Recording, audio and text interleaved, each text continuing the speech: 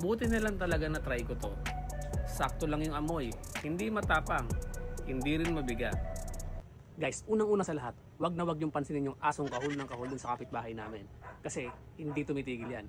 Gusto ko lang naman magtinda. Kaya ngayon guys, sawang-sawa ka na ba sa kakapalit-palit mo ng pabango? Hindi mo na maintindihan kung ano ba talagang gusto mong pabango.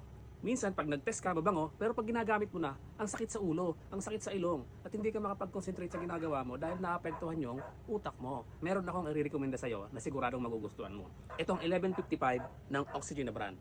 Pang women to guys, pero ito yung ginagamit ko dahil sobrang bango niya. Hindi mo siya akalain na pambabae. Para sa akin, pwede siya sa lalaki, saka sa babae. Kaya guys, kung naghahanap kayo nito, itry nyo ito.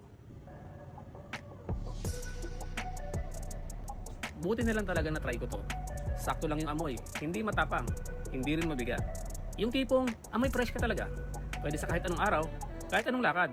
At ang pinaka-plus dito, hindi siya masakit sa ulo.